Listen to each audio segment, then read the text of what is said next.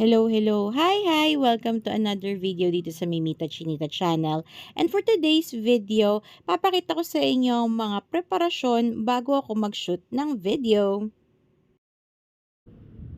Siyempre, ang mga una kong gagawin maglagay ng kulay sa aking mukha. So, kahit hindi ako mahilig mag-makeup, no choice tayo. So, ang base ko, since nasa loob lang naman ako ng bahay, and talaga namang I swear on sunblock, ito talaga yung nagpapabata sa akin And kaya hindi to nawawala sa routine ko. After that, syempre, loose powder, and then powdered blush on, tapos lipstick, and kahit may powdered blush on ako, hindi kasi masyadong maganda yung gamit ko kaya parang wala pa rin akong kulay. So, gumagamit pa rin ako ng liquid na blush on para lang reinforcement.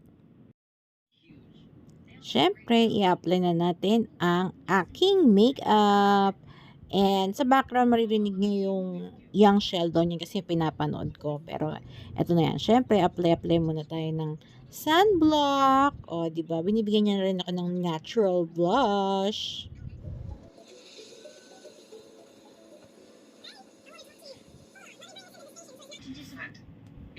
Up next, ang powder naman.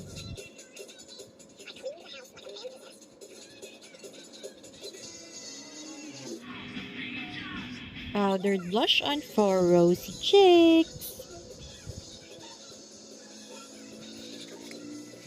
Di ba sabi ko sa inyo parang wala akong kulay kahit nag-blush on na. Kaya susundan natin ng liquid tint.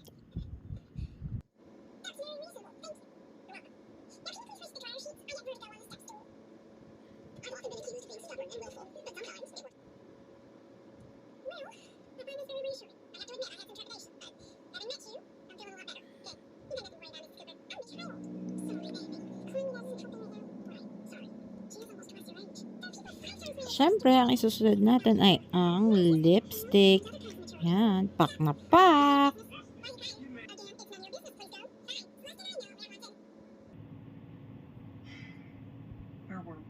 Different kinds of maturity. Last look tayo bago tayo magpalit ng outfit naman. Siyempre, next ay ang nails. O, diba? Minsanan lang yan, kaya isavor nyo na.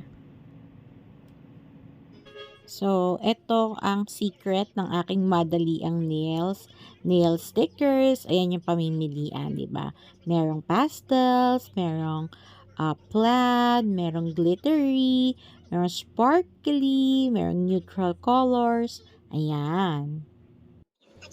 Siyempre, kahit work in progress ang aking hair, mag-effort pa rin tayo na suklayin man lang bago tayo mag-umpisa. Ayan. So, ready na tayo. And I hope you like this video. Don't forget to subscribe and like. Bye!